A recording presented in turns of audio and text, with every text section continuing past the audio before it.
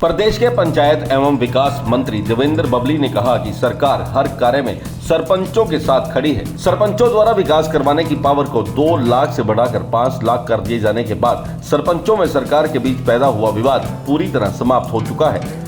उन्होंने दावा किया कि अब लगभग 100% सरपंचों द्वारा काम शुरू कर दिया गया है।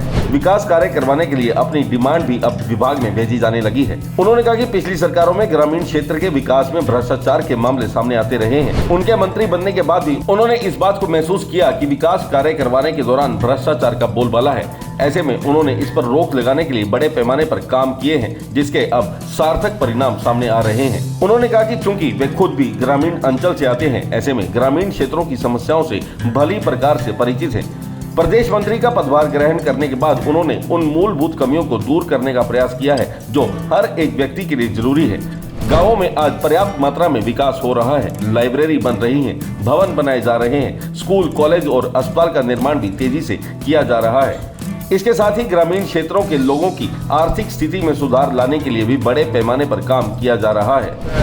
करें सर, शुरू कर लें। सर,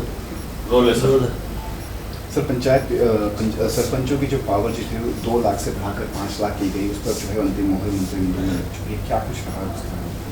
देखिएगा, जो ये फैसला सरकार ने लिया था कि पारदर्शिता से काम हो, समय मंत्री कैसे हो, और जो काम मैनुअली पहले कराए जाते थे उनको थ्रू टेंडर प्रोसेस हुआ। उस पर जब संवाद प्रोग्राम में पूरे हरियाणा प्रदेश में जिलावार हम गए, वहाँ से हमारे सरपंचों के जो पंचायतें, हमारे पंच और सरपंचों के सुझाव आए और सरकार के सामने माननीय मुख्यमंत्री चर्चा की। और अब आपने देखा होगा पिछले दिनों माननीय मुख्यमंत्री संवाद प्रोग्राम में हरियाणा के गाँव तक पहुँच रहे हैं, तो उनको हमने अमेंडमेंट करने का काम किया था।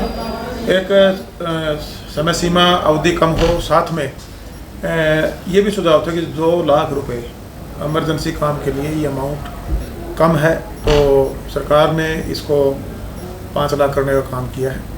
जो PRI का फंड है उसमें करीबन 5 काम पंचायतें अपने गांव के फंड के में कैप इस पर लगाई गई है, करवा सकते हैं। और बाकी फंड अगर मान लीजिए कोई पर कैपिटा गाँव छोटा है तो उसमें से वो 50% खर्च कर सकते हैं। इसे जो उनकी एक मांग ये भी थी कि जो इमरजेंसी के लिए जो कार्य हैं कोटेशन पे इन कामों को वो करवा सकें। सर, अभी तक कितने प्रस्ताव जो हैं वो सरपंचों की तरफ से विकास कार्यों को लेकर आए हैं, और ऐसे कितने ग्राम पंचायतें जहाँ से अभी तक कोई विकास के लिए कार्य? अब लगभग 100% ग्राम पंचायतों ने काम शुरू कर दिया है।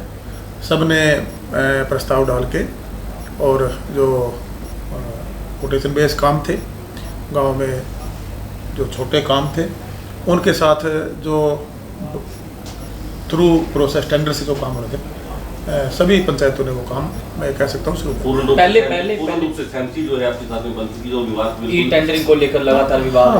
बिल्कुल पूर्ण रूप से सहमति बन चुकी है। कुछ इक्का दुक्का लोग हैं जो मीडिया में आने के लिए स्टेटमेंट वगैरह देते रहते हैं। बाकी पिछले दिनों आपने देखा होगा संवाद प्रोग्राम के बाद मुख्यमंत्री जी कुछ संवाद प्रोग्राम में है। पहले मैं जिलावार गया था, माननीय मुख्यमंत्री जी पूरे प्रदेश के जिला में कंस्टिट्यूंसी वाइज भी जा रहे हैं, लोगों के बीच में भी जा रहे हैं, लोगों से फीडबैक भी ले रहे हैं। और ब्लॉक वाइज पिछले दिनों में झज्जर में था, उससे पहले मैं आदमपुर और नलवा, फतेहाबाद, कल हिसार के परसों हिसार के प्रोग्राम थे, कल फिर परसों फिर मेरे कैथल और कुरुक्षेत्र के प्रोग्राम हैं। ब्लॉक वाइज सरपंचों ने हमें इन्वाइट करना शुरू किया हुआ है, और वो बड़े गाँव का मांग पत्र, गांव में डेवलपमेंट हो और जो योजनाएं परियोजनाएं हैं उनका लाभ ग्राम वासियों को, हरियाणा प्रदेश के हमारे गांव तक पहुंचे। इसके लिए मैं बधाई भी दूंगा, धन्यवाद भी करूंगा हमारी पंचायतों का, पढ़ी लिखी पंचायतों का, हमारे सरपंच साहिबान का, कि शुरुआत में एक भ्रमित करने वाला जो काम था वो उनको समझ में आया, और आज वो प्रदेश की डेवलपमेंट के लिए, गाँव की डेवलपमेंट के लिए